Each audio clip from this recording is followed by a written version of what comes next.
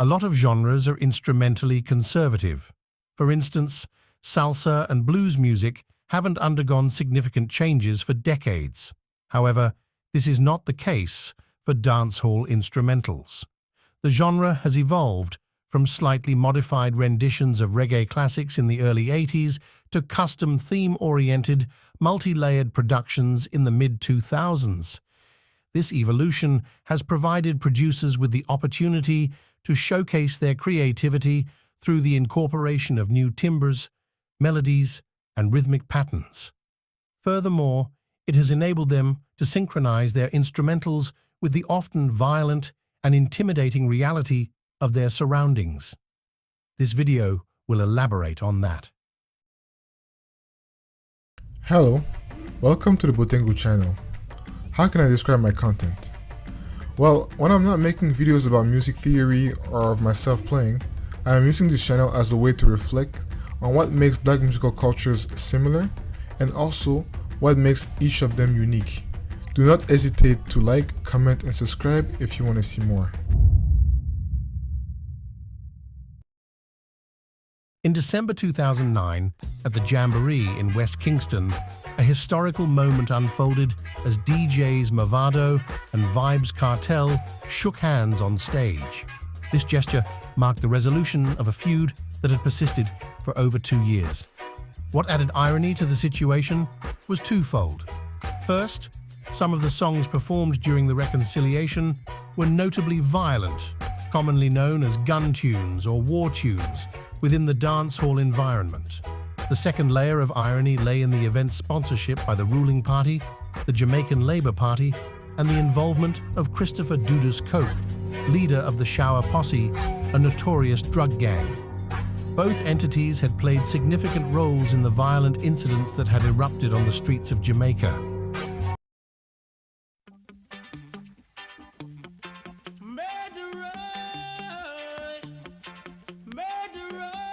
The rivalry inherent in a two-party system is a global political phenomenon.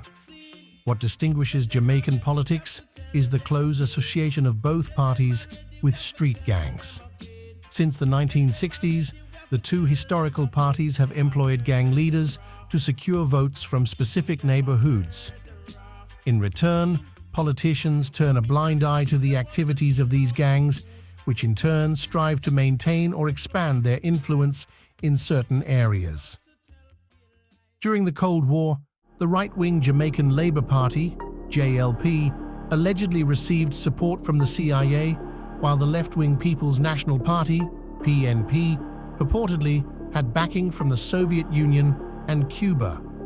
This support often included weaponry channeled to local gangs, contributing to a surge in violence in the mid-1970s, transforming the capital, Kingston, into a veritable war zone, particularly before the elections of 1976 and 1980. In the 1980s, Jamaica became a key route for drug trafficking from Colombia to Florida. This enabled gangs like the JLP-affiliated Shower Posse and the PNP-affiliated Spangler's Posse to expand their activities and conflicts into the United States. The increased power of Jamaican gang leaders reached a point where they could sponsor political parties in Jamaica rather than relying on external support. Something Dudas was familiar with. Christopher Dudas Coke assumed control of the Shower Posse in the early 1990s, succeeding his deceased father, Lester Jim Brown Coke. During the 1980s, a portion of the drugs exported to the US from Colombia was distributed by Los Angeles gang leaders. Local American gangs, such as the Bloods and the Crips, significantly bolstered their power through their involvement in the drug trade. Consequently, the gangster lifestyle gradually infiltrated rap music. The rap group NWA gained notoriety for depicting this lifestyle. One of their founding members was Eazy-E, a former gang member who utilized the proceeds from drug activities to establish the record label Ruthless Records, on which NWA was signed. Their themes revolved around violence, drugs, and sex. As David Peisner mentions in the Spin article, Gangsters want to be entertainers, and entertainers want to be gangsters. A pretty similar phenomenon took place in dancehall. The general consensus of gangsters in communities, I'm going to say informer for dead. We as artists, we hear that in the streets every day, so we just build a song say informer for dead. If you never had a violent society, the music couldn't be violent. Show your face, road boy. Hear me now. All road boy, man fit dead. Just make them know we not save no lead. Gunshot for bust up in a informer head, man fit dead. While DJ Yellowman is often attributed to introducing sexuality or slackness to dancehall music in the early 80s, DJs like Ninja Man and Cutty Ranks emerged as poster children of the gun talk generation. Sting concerts, which commenced in the mid-80s, provided an ideal platform for the biggest dancehall names, further contributing to the popularity of gun songs. The onstage rivalry mirrored the traditional clashes between sound systems, a recurrent feature of the Jamaican musical landscape. These clashes often attracted the most attention, with notable instances including Ninja Man versus Shabba and Ninja Man versus Supercat. Another memorable clash occurred between Bounty and Beanie in 1993. Subsequently, the latter duo released a series of gun tunes featured on the 1994 album Guns Out. The tensions were reportedly genuine, and it is said that Duda served as a mediator during these conflicts. Something that always astonishes me about gun songs is the originality and creativity that DJs demonstrate in their lyricism. Gun themes transcend being just a topic. They serve as a means to showcase lyrical prowess. Similar to how athletes measure themselves by competing against formidable opponents, the same occurs in dancehall. When two DJs engage in a lyrical battle, especially on stage, their skills become more apparent. In this exchange, they often draw from the same vocabulary they've observed in street violence, utilizing metaphors, analogies, hyperboles, double entendres, multi-syllabic rhyming patterns, and even personifying guns. No technique is off-limits as DJs strive to lyrically murder their opponents. Gun talk also holds significance for street credibility, especially for those who grew up in certain dangerous neighborhoods. This era established the predominant themes that would shape dancehall music, focusing primarily on three subjects: violence, sex, and drugs. As Spragga Benz succinctly put it, guns, girls, and ganja. One interesting aspect of dancehall is its tendency for songs to concentrate on a single theme, setting it apart from rap, where topics are often mixed. Artists like Wayne Marshall heavily explore drug-related themes, while Sean Paul predominantly addresses relationships with women. On the other hand, figures like Bounty Killer are primarily known for their lyrics centered around guns and warfare. Although the theme of war diminished in the late 90s and early 2000s, it resurged in the mid-2000s due to a famous feud. To enhance the portrayal of the war environment, producers complemented these lyrics with fitting instrumentals.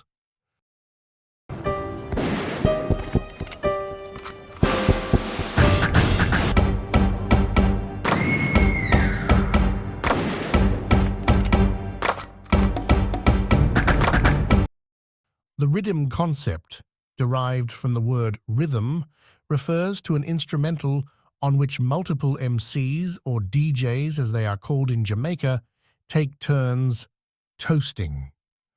When multiple artists toast on the same rhythm, it is known as rhythm juggling. In the article The Rhythm Method, authors Peter Manuel and Wayne Marshall elucidate the various cultural elements within Jamaican musical culture and sound systems that naturally led to the emergence of the rhythm concept. Jamaicans have a long-standing practice of appropriating existing songs, often using instrumentals of reggae songs produced by studios like Studio One and adding their own vocals. The advent of digital keyboards and drum machines in the mid-80s pioneered by producers like King Jammies, Steely and Clevie, or Sly and Robbie, provided a new dimension. Producers now had the capability to create their own beats without a band, marking a significant shift in the music production landscape. Producers usually come up with rhythm, which can enhance the trending chanting styles amongst DJs, and in reciprocally, DJs adapt their chanting styles to match the style of the rhythm. In the early 80s, when reggae beats were sampled to enable DJs to toast, there was a heightened focus on the rhythmic elements of the instrumental to complement the increasingly rhythmic chanting of DJs. During this time, rhythms were typically named after the songs that were sampled.